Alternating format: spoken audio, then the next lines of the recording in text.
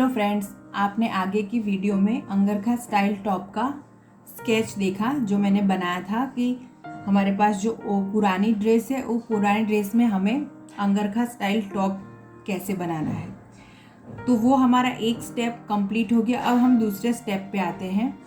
दूसरा स्टेप ये रहेगा कि हमें बॉडी मेज़रमेंट लेना है, जो मैंने यहाँ पे लिख दिया है। बॉडी मेज़रमेंट के हिसाब से आपको डायग्राम बनाना है। अब यहाँ पे आपको ये ध्यान रखना है कि आप जो भी बॉडी मेजरमेंट लेते हो उसी के हिसाब से ये डायग्राम बनेगा और उसमें आपको लूजिंग कितनी रखनी है, सीम अलाउंस कितना रहेगा और एडिटिंग हमने कहाँ कहाँ पे एक्स्ट्रा की है, वो सारी चीज़ें आपको इसमें क्लियर दिख रही होगी। तो हम जो भी काम कर रहे हैं वो कोई अंदाजे से नहीं करें, लेकिन परफेक्ट मेजरमेंट लेने के बाद हम उस डायग्राम बनाएंगे और डायग्राम बनाने के बाद पेपर पे ड्राफ्टिंग करेंगे और देन उसके बाद हम कपड़े पे स्टिच कट करेंगे और स्टिच करेंगे। अब बहुत लोगों का ये क्वेश्चन होता है, काफ़ी लोग मैंने देखा है वो लोग फर्मा मतलब 3 साइज़ होते हैं, 3 साइज़ के हिसाब से उनके पास ड्रेस या ब्लाउज़ के फर्मे होते हैं। तो फर्मे के हिसाब से वो लोग जब भी किसी का ड्रेस या ब्लाउज़ बनाते हैं तो उनको प्रॉब्लम ये आती है कि उनका फिटिंग सही से नहीं बैठता है, शोल्डर उतर रहे होते हैं, चेस्ट से फिटिंग नहीं आता है, फिनिशिंग नहीं आता है। तो ये सारी चीज़ें क्यों होती हैं? क्योंकि सबका बॉडी टाइप, बॉडी शेप अलग अलग होता है।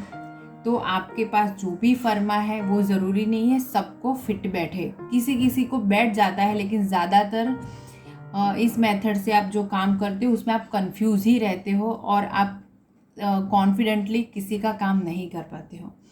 अब डायग्राम सिस्टम से क्या होता है कि डायग्राम सिस्टम में आपको कस्टमर का बॉडी मेजरमेंट लेना है। बॉडी मेजरमेंट लेने के बाद उसको डायग्राम, इस तरह से डायग्राम बनाएंगे हम।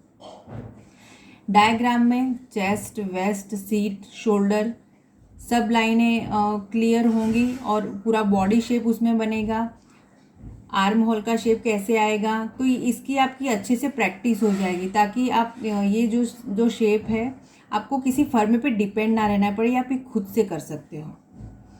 और डायग्राम बनाने के बाद जो आप ड्राफ्टिंग करते हो और कटिंग और स्टिचिंग करते हो, तो उसमें होता क्या है कि आप जिस भी कस्टमर का स्टिच करते हो, तो अगर उसमें कोई भी प्रॉब्लम होती है, उसको फिट नहीं आता है या शोल्डर में या चेस्ट में कहीं भी प्रॉब्लम आएगी, तो आपको तुरंत ही समझ में आ जाएगा कि मुझे कहाँ पे कौन सा मेज़रमेंट कम लेना है और कौन सा मेज़रमेंट ज़्यादा लेना है। तो वो आपको बिल्कुल माइंड में क्लियर हो जाएगा।